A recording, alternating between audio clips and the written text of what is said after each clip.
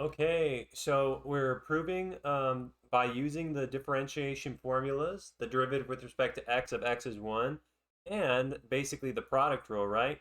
The derivative with respect to of x of f times g is equal to f times the derivative with respect to x of g plus g times the derivative with respect to x of f.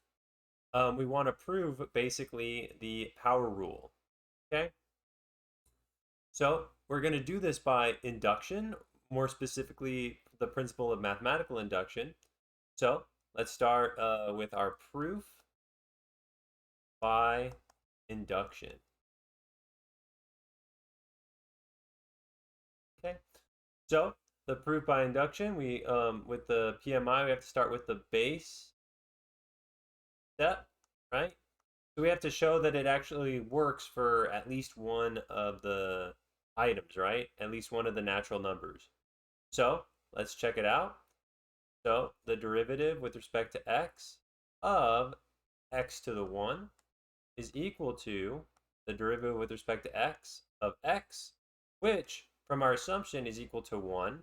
And this is, of course, equal to 1 times x to the 1 minus 1, which is in fact what we're looking for, right? The derivative with respect to x of x to the n, in this case n is 1, is equal to 1 times x to the 1 minus 1.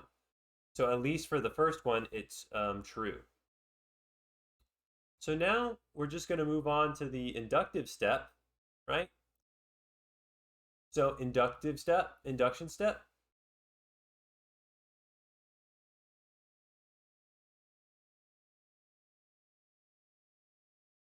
Okay.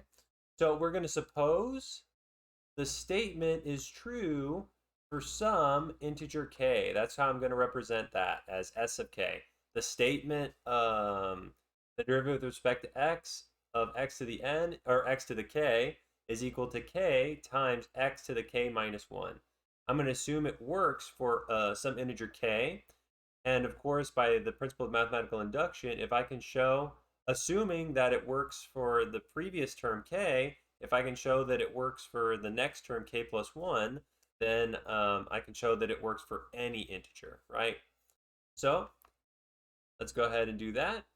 So we assume that s of k is true. And we're going to consider the derivative with respect to x of x to the k plus 1. Okay? Of course, this is equal to the derivative with respect to x of x to the k times x. All right? And this is where our power rule, our product rule is going to come into play. This is equal to x to the k times the derivative with respect to x of x plus x times the derivative with respect to x of x to the k. Oh, parentheses is a little low. A little high. And of course, we already assumed, well, first off, this is equal to x to the k. The derivative with respect to x of x is 1.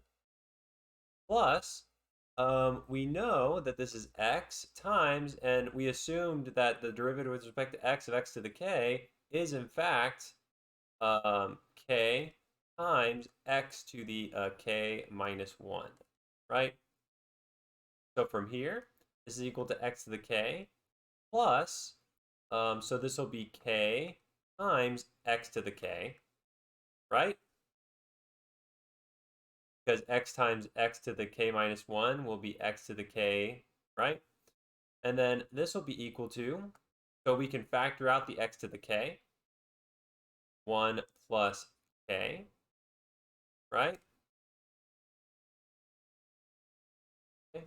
Or, more simply, this is equal to k plus 1 times x to the k plus 1 uh, minus 1, right? Okay. And that is actually the formula. We've shown that the derivative with respect to x of x to the k plus 1 is in fact equal to, so we've shown this, is equal to k plus 1 times x to the k plus 1 minus 1. We've shown that it works for the next term, the k plus 1 term, assuming that it works for the kth term. So we know, therefore,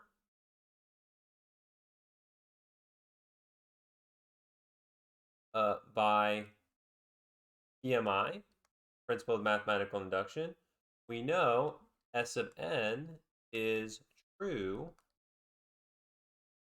for all natural numbers contained, n contained in the natural numbers, right? And I'm saying that S of n is just the statement. Basically, the power rule works for any natural number n.